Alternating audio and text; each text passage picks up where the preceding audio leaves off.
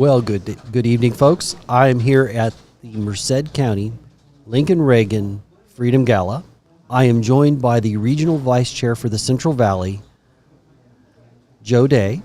So, Regional Vice Chair, that's a big way of saying he represents Republicans, and his job is to unite all of the parties and try to all of the county parties and get us maybe rowing in the same direction.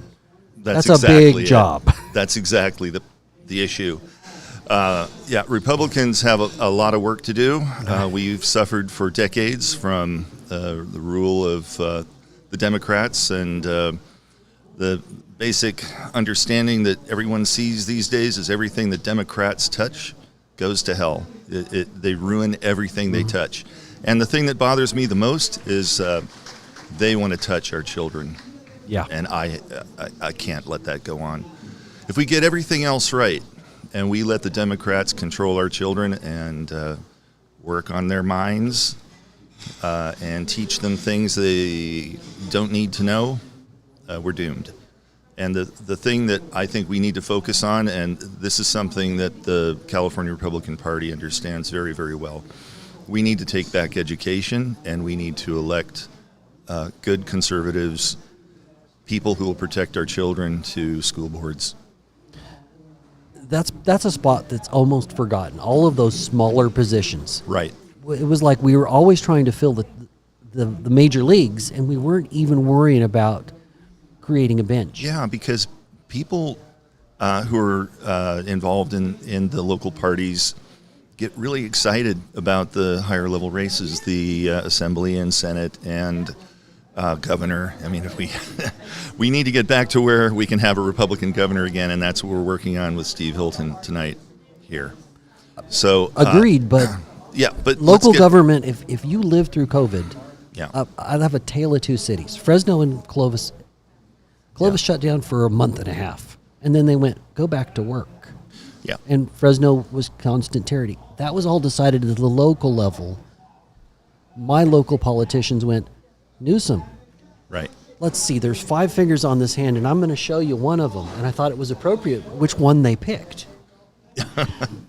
So let's think about what happened. We had Trump take an economy that was stagnant for at least 8 years. We spent $8 trillion trying to get our economy going again. We did tax cuts that gave business reliable additional revenue or income that they could hire workers. So what happened? Minority unemployment fell to historic low levels. Our economy recovered really rapidly. It didn't take very long. And of course, the Democrats couldn't stand that we put the lie to what they're doing. Well, Obama kept saying the 2%, that's what we have to get used to. That is the new normal. It wasn't, because Trump proved it. That's right. And so Trump had exactly, the answer, and this was why we needed to reelect him, that, he showed that he can lead the country to prosperity. And the Democrats had to destroy that. And they don't care if they destroy everything else along the way. They needed to wreck the economy so that they would take away Trump's biggest reason for re-election. That was deliberate. They burned cities because they couldn't stand the minorities turning away from the Democratic Party. They sent in the young that sounds like young thugs. But that sounds like a party that says the ends justify the means. Yeah, how about that? Kind of like communists. Well, the thing is, the Democratic Party is not the party of John Kennedy. No, absolutely not. Absolutely not. I would not say. You mean tax cuts, John Kennedy? Yeah, that's exactly tax cuts right. that work.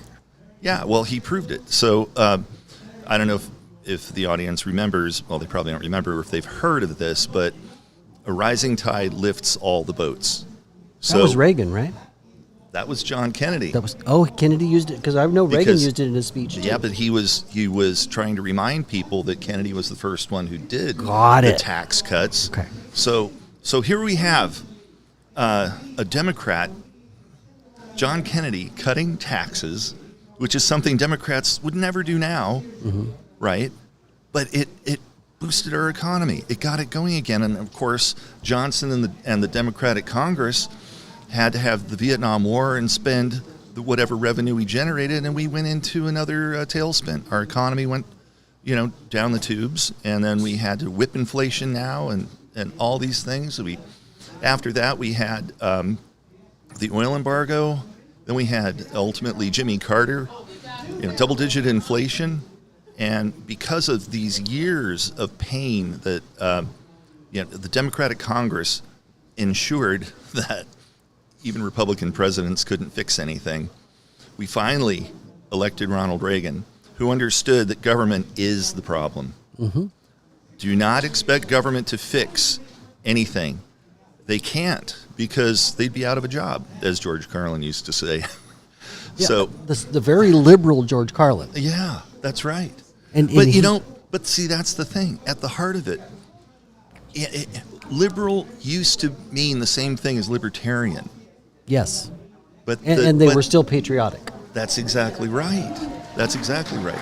But they, like in almost everything, the Democrats take something and they twist it and they ruin it. Like, I'd love to have the word gay back. I remember when that was a wonderful word that everybody.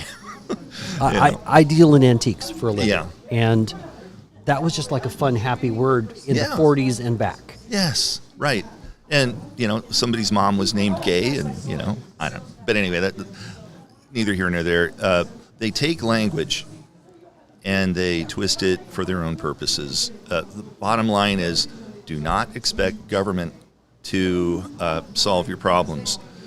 We need to remember what Reagan said, that government is the problem. We need to rely on the private sector. So let's think about what that actually means. So is capitalism a dirty word? It seems like the Democrats are teaching that, right? Well, it has a terrible fault. It is so successful that it allows them to be lazy socialist within our capitalist system.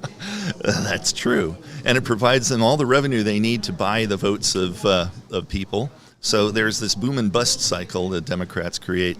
When we finally get the economy rolling again, then they take the money and they spend it and they give it away and they buy votes, and then they take everything down, and then we have to fight our way back and try to save the country again. So how do we take that to the local level and begin to take this state back? Well, for one thing, we need to run conservatives, or even anybody but a Democrat. How about somebody that's common sense? Common sense. Which doesn't exist in the Democratic Party, but it does exist in the pick, Republican like Party. They used to say, you could take any name, just put the first couple names out of the phone book in office, and they'll do better than any of the Democrats, right? So let's elect, moms and dads who love their children and care about their future. Let's elect them to the school board. Now, when we do that, they're going to fight for their kids, our grandkids. They're going to get the experience they need then to function as the base of for all the next elections, all the levels above that. And so if we fight for all these school boards and water boards and all of that, then we have the people who get the experience who then can move up. Well, and we will then also prevent the Democrats from having that same experience. Well, when we sit on the sidelines, meaning conservatives, and we don't vote, guess what? There's still a decision made. It's just not the one that you would like. That's right. That's right. So, yes, so local elections are important, but we also need to fight for cutting regulations.